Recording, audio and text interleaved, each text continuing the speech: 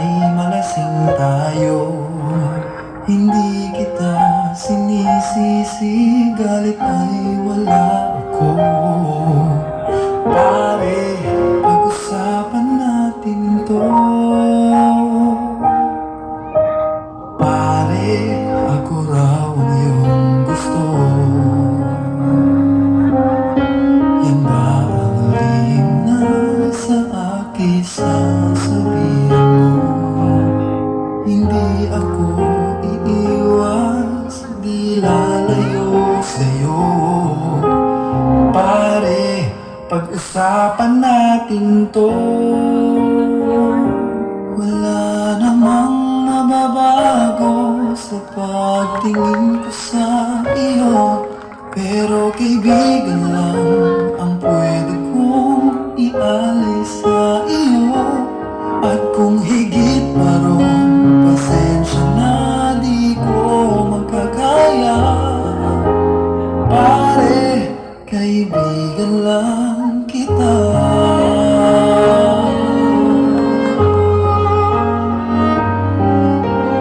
Pare, nandito lang ako. Nangangako sa'yo, ganun pa rin ikaw ako. Hindi ako iiwas, di lalayo sa'yo. Pare, kaibigan pa rin ako. Wala namang mababago sa pagtingin ko sa iyo, pero kaibigan lang ang pwede kong ialay sa iyo. At kung higit pa ron, pasensya na di ko makakaya. Pare, kaibigan lang kita. Hindi maiilang lagi mong tandaan. Kaibigan mo ko kailan pa man.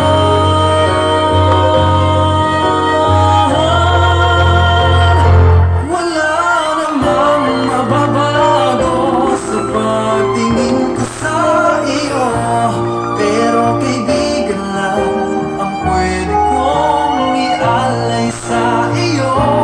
At kung higit pa ron, pasensya na di ko makakaya. Pare, kaibigan lang kita.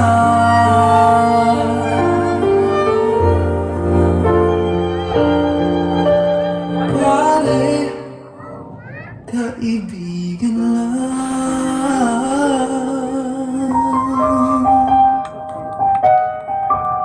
kita.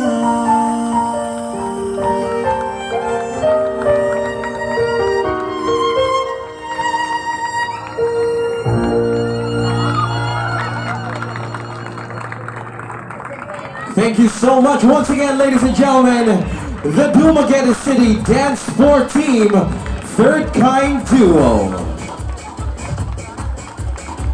This night truly is proving to all of us as a convergence of Dumaguete talent and creativity. Once again, daghang salamat to our dancers.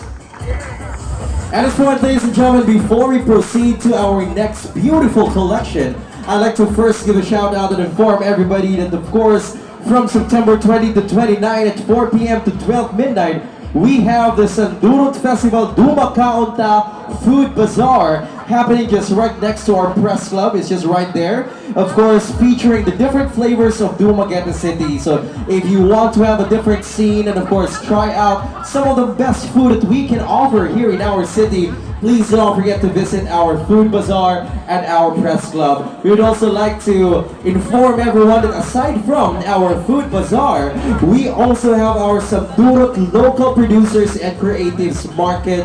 This is, of course, featuring some of our locally produced products and, of course, some of the best products that we should patronize our local products as well. So you might try to check it out, and may you find some of the best finds you can ever find that truly is a reflection of our local products and the hard work of our fellow Dumaguiteños. Once again, we have the Sandurat Festival, Duma Kaunta Food Bazaar, and our local producers and creatives market.